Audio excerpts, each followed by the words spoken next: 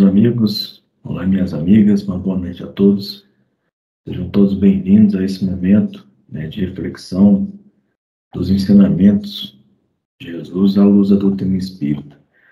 Que a paz do Cristo possa chegar a cada coração nesse momento, a cada lar aqui representado, e que possamos ter uma noite aí de muito aprendizado e bastantes reflexões a respeito, desses ensinamentos. Bom, para as reflexões aí, nos foi proposto aí um tema contido no livro Palavras de Vida Eterna, está no capítulo 21, o título chama Compreendendo, mas o título aqui da nossa apresentação é Segue a Luz. Um título aí bastante interessante, a gente vai tentar fazer aí esse estudo, tirar aí os ensinamentos, as reflexões desse livro aí do Chico do Emmanuel. Bom, Emmanuel ele vai fazer o estudo aí relativo à segunda carta aos Coríntios, capítulo 4, versículo 7, que diz assim: Temos, porém, esse tesouro em vasos de barro, para que a excelência do Senhor, a excelência do poder seja de Deus e não de nós. Então, ele fazendo aqui uma referência a esses vasos de barro, contendo algum tesouro aí, e que ele fala dessa excelência do poder, que é de Deus e não de nós. Então, ele faz uma referência aí àquilo que é divino, aquilo que é superior, e que não é, que não nos pertence, não é de nós. Então ele vai fazer reflexão em torno dessas considerações. Bom, inicialmente é interessante aí a gente tentar entender o que vem a ser esses vasos de barro aí, e depois esse tesouro também, mas no primeiro momento aí o que vem a ser os vasos de barro, Então, uma característica do EMEG, do estudo minucioso do Evangelho de Jesus, é buscarmos aí essa contextualização da passagem, para que a gente possa entendê-la melhor. Então, assim, vasos de barro, o que vem a ser esses vasos de barro? O que eles representam? A quem ele está se dirigindo, quando ele fala isso? Bom, e uma das maneiras da gente estar fazendo isso é utilizando o que a gente chama de referência cruzada. A gente buscar no próprio texto evangélico ou bíblico, tanto aí no Novo e o Velho Testamento, algumas passagens que falam daquilo que a gente está buscando, está querendo entender. Então, lá no Velho Testamento, no livro de Jeremias, capítulo 18, versículos de 1 a 6, fala assim: a palavra do Senhor que veio a Jeremias, dizendo: levanta-te e desce à casa do oleiro, e lá te farei ouvir as minhas palavras. E desci à casa do oleiro, e eis que ele estava fazendo a sua obra sobre as rodas. Como o vaso que ele fazia de barro se quebrou na mão do oleiro, tornou a fazer dele outro vaso, conforme o que pareceu bem aos seus olhos fazer. Então veio a mim a palavra do Senhor, dizendo: não poderei eu fazer de vós como este oleiro, ó casa de Israel? Diz o Senhor: eis que, como barro na mão do oleiro, assim sois vós na minha mão, ó casa de Israel. Então, olha só que interessante, Então, usa ali aquele momento em que o oleiro está fazendo o vaso de barro, naquela roda, onde o barro ali fica girando e ele vai moldando aquele vaso. Então, chega essa mensagem para o profeta Jeremias, né, de que Deus, né, constrói esses vasos de barro, né, e ele fala que, né, que é o povo de Israel, né? Então, na tradição aí de interpretação das escrituras, né, o povo de Israel ele significa aí a humanidade inteira. Então, assim, nós somos esses vasos, né, de barro. Eu sou um vaso de barro, cada um aí é um vaso de barro, né, que foi criado aí pelo nosso Pai.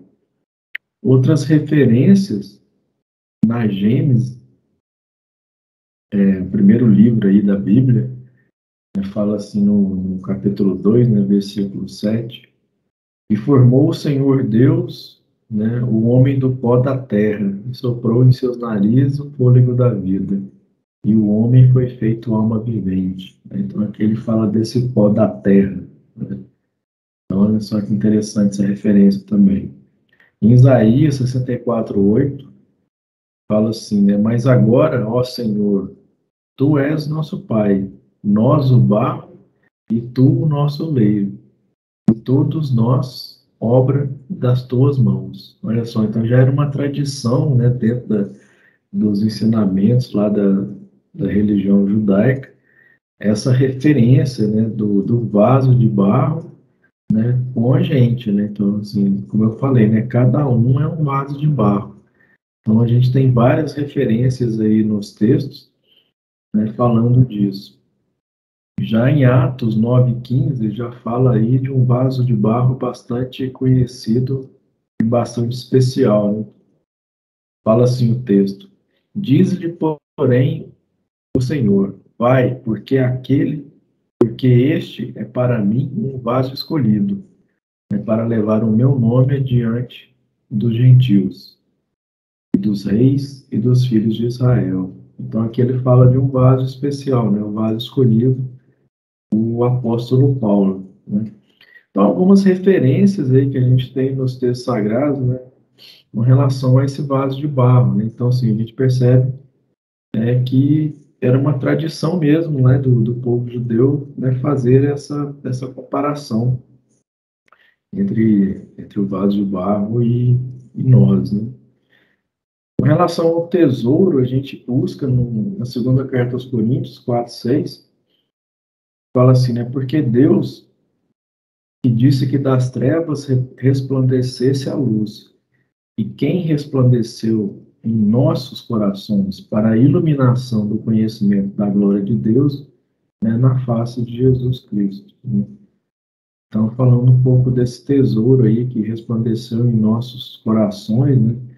Para a iluminação do conhecimento da glória de Deus na face de Jesus Cristo, ou seja, Jesus Cristo, né, o enviado de Deus, né, para que essa luz, né, pudesse resplandecer em nossos corações. Então, é aquele que veio, né, justamente para nos salvar realmente, né? Nos salvar no sentido aí de nos mostrar o melhor caminho. O caminho é esse que a gente deve seguir. Então, aí algumas referências, né, para a gente poder, né, entender, né, por que que fala do vaso de barro, né?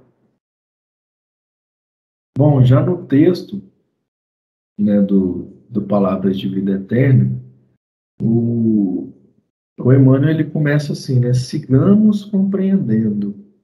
Então, assim, primeiro parágrafo é uma frase, né, muito simples, né, sigamos compreendendo. E daí é interessante a gente analisar esse verbo, né, sigamos, né, esse verbo está no subjuntivo. E o subjuntivo ele é usado para transmitir um acontecimento irreal, hipotético ou desejado, né? Ou seja, de possível realização ainda incerto, né? Então, olha que interessante, né? Ou seja, sigamos compreendendo, né? Precisamos aumentar aí a nossa capacidade de compreender, precisamos melhorar a nossa compreensão a respeito das situações, né? Então, o Emmanuel ele trabalha muito nesse sentido, né? De nos auxiliar aí, né, com essa interpretação, né, e sempre trazendo aí ensinamentos brilhantes, né, a respeito dos textos sagrados, né.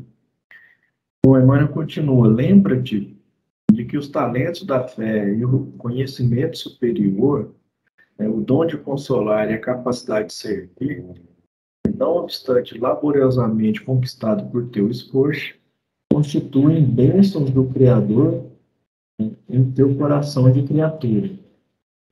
Então, aqui ele fala dos talentos, e daí não tem como tem como não lembrar, né, da parábola dos talentos, em que, né, Deus concede os talentos e, né, dois, né, dos servos lá acabam multiplicando esses talentos, o outro acaba escondendo, né, por medo, por receio. E daí a gente vê a importância da gente multiplicar esses talentos, né, que nos são ofertados, né, não escondê-los. E ele fala, né, que esse dom de consolar, esse conhecimento superior, capacidade de servir, né, não obstante laboriosamente conquistado, né, por teu esforço, ou seja, por nosso esforço, tem a nossa parcela aí com relação à nossa vontade, ao nosso esforço aí de conquistar e trabalhar esses talentos, né? Mas ele fala que constituem bênçãos do Senhor, né, em teu coração de criatura, né? Então, olha que interessante, aqui a gente já consegue perceber essa relação, né, do vaso de barro e dos tesouros que são depositados ali, né? Então, os tesouros vêm do alto, né, vêm do nosso Pai, nós somos esse, esse vaso, né, que vai estar recebendo, né, tudo isso, mas daí a gente precisa, trabalhar esses talentos, trabalhar essas bênçãos, para que a gente possa, né, caminhar aí adiante na nossa jornada. Bom, Emmanuel continua, né? Não te furtes desse modo a lavoura do bem, a pretexto de te sentires ainda sob a influência do mal, né? Então, é aquela velha história, né? Eu não posso estar inventando desculpas, né, a respeito, né, da minha condição ainda né, de certa inferioridade, né, com relação aos espíritos mais elevados, né? Então, se eu tenho condições de estar realizando alguma coisa, né? Isso que o Mano está querendo falar, né? Eu tenho ainda essa influência, né, do mal, entre aspas, aí, tenho, né? Eu sou imperfeito ainda, então isso acaba, né, chegando até mim, mas isso não pode me impedir de estar realizando o bem, né, que eu já sou capaz de realizar, né? Então é isso que que o Emmanuel está falando. Eu não posso ficar dando desculpa a respeito, né, da minha condição. Ah, sou imperfeito, né? Ah, não tenho condições. Não, a gente sempre tem condições de estar realizando alguma coisa. Então a gente tem que buscar o conhecimento, né, compreender, né, aquilo, né, que eu sou capaz de realizar e buscar realizar isso, né? Então, assim, lembrando novamente da parábola dos talentos, né? Deus oferta mais talentos a um do que a outro, né? Mas ele não está preocupado com essa quantidade, né? Ele está preocupado com o que cada um fez, né, com esses talentos, né? Um recebe um, dois, né, cinco, se eu não me engano, mas ele não está preocupado com essa quantidade, né? Está preocupado com o que foi feito, né, desses talentos. Então, é essa a ideia. O que eu posso realizar, né, de acordo com aquilo que eu, né, já sou capaz. E o Emmanuel continua: até alcançarmos, né, triunfo pleno sobre os nossos desejos malsãos, sofreremos na vida, né, seja no corpo de carne ou além dele, os flagelos da tentação, né? Então, aqui é algo que ele coloca assim como certo, né? Eu vou sofrer, né, essa tentação, né, por conta desses, desejos malsãos aqui que ele coloca, né? Ou seja, eu preciso triunfar sobre isso, né? Eu preciso transformar isso, né, em algo, né, melhor. Então ele coloca que isso, né, ele vem, né, de encontro àquilo que eu tenho dentro de mim, né? E mais para frente a gente vai, né, entender um pouco melhor aí sobre a tentação, né?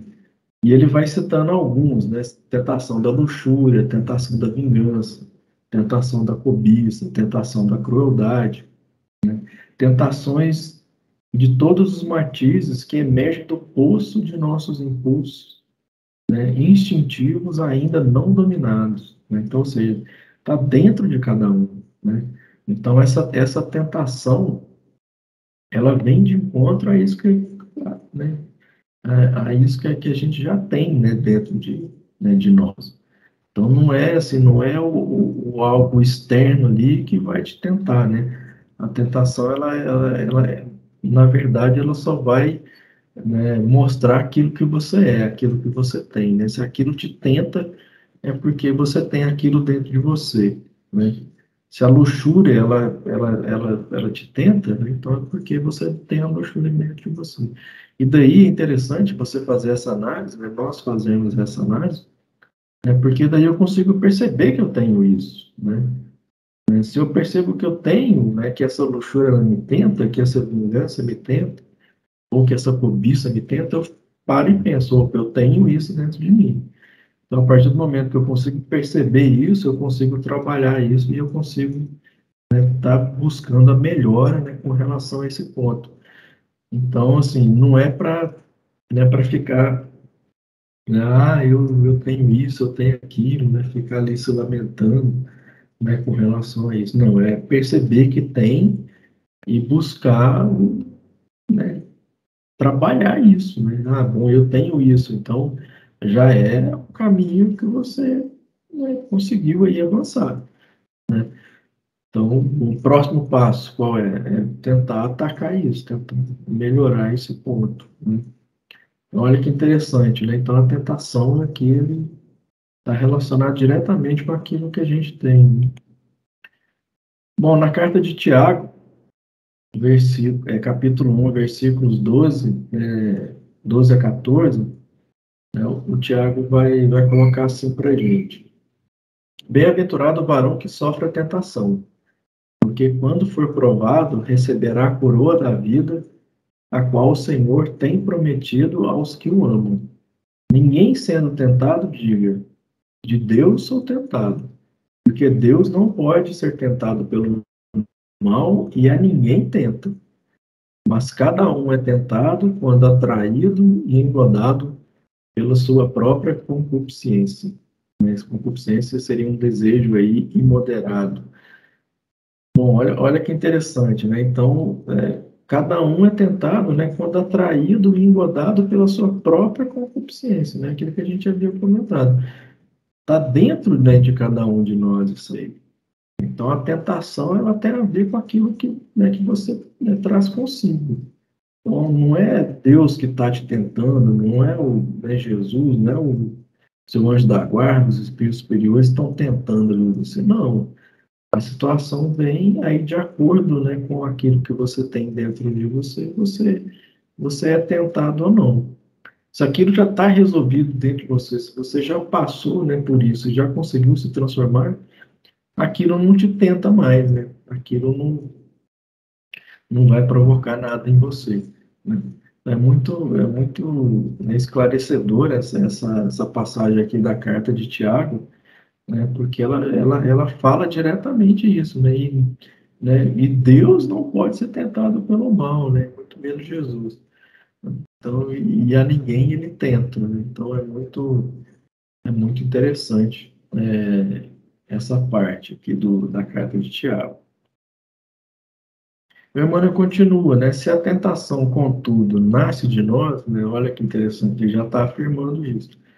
A flama da educação e do aprimoramento vem de Deus, né? Conduzindo-nos para a esfera superior, né? Então, olha só que interessante, né? A flama da educação e do aprimoramento. Então, isso nos é ofertado pelo Criador, né? Pelo Pai, né? E daí eu preciso receber, entender, né? E trabalhar isso. Então, e é muito interessante, né? Como ele coloca, conduzindo-nos para a esfera superior, né? Então, tem um objetivo tudo isso, né? Emmanuel fala, não te espantes assim à frente do conflito da luz e da treva em ti mesmo. Segue a luz e acertarás o caminho, né? Então, como a gente comentou lá no início, né?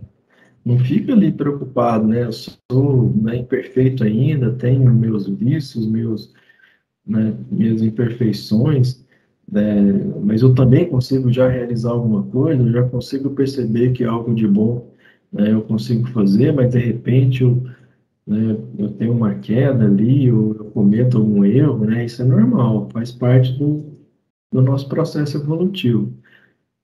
E ele dá uma dica, né? Segue a luz e acertará o caminho. Então, assim, dentro daquilo que a gente já conhece, dentro daquilo que a gente já entende, nós somos capazes de seguir essa luz, né? De, de conseguir perceber aquilo que é bom, aquilo que é do alto, né? Aquilo que tem, né, uma vibração mais elevada. A gente precisa, a gente precisa ficar atento aí aos detalhezinhos, porque senão a gente às vezes escorrega assim na impulsividade, né? Às vezes deixamos de prestar atenção, às vezes é uma desatenção mesmo ali momentânea, né? Você, no momento de muito estresse, por exemplo, daí você fala uma besteira, por exemplo, ou você faz alguma coisa para alguém. Então é necessário ter calma, paciência, né, para que quando, né, esses momentos aparecem em nossas vidas, a gente tenha condições de fazer, né, daquele momento algo, né, sublime em nossas vidas, né, como ele, na carta de Tiago, né, feliz aquele que passa pela tentação, né, que passa por esse momento, né, de uma forma aí elevada. Bom, caminhando para o final do texto, né, o Emmanuel coloca: riqueza mediúnica, fulgurações da inteligência, recursos geniais e consagração à virtude são tesouros do Senhor que, na feliz definição do apóstolo Paulo, transportamos no vaso de barro de nossa profunda inferioridade, a fim de que saibamos reconhecer de todo amor, toda sabedoria, toda santificação, toda excelência e toda beleza da vida, né, não nos pertence de modo algum, mas sim à glória do nosso Pai, a quem nos cabe obedecer e servir hoje e sempre, né? Então, todas essas virtudes, né, esses tesouros, vêm do nosso Pai, né, vêm do alto, né? E que possamos, né, receber isso e aplicar da melhor maneira possível, né? É uma reflexão bastante interessante que o Emmanuel traz para a gente. Bom, para a gente finalizar, né, trago aí uma outra citação de Tiago, na carta de Tiago, versículo 17 do capítulo 1, em que ele fala, né, toda boa dádiva e todo dom perfeito vem do alto, descendo do Pai das luzes, de quem não há mudança nem sombra de variação. Olha que interessante, né? Então aquilo vem, né, como na parábola dos talentos, né, vem para cada um de nós ali e ele não está preocupado, né, com essa quantidade realmente, né? A parábola ali ela é muito interessante nesse sentido, né? Ele está preocupado com as nossas realizações, com aquilo que a gente, né, pode fazer mesmo, né? Cada um, né, na sua na sua condição, né, na sua etapa evolutiva aí, mas a oferta ela é para todos, né? Ela está aí para todos, né, de forma indistinta, né?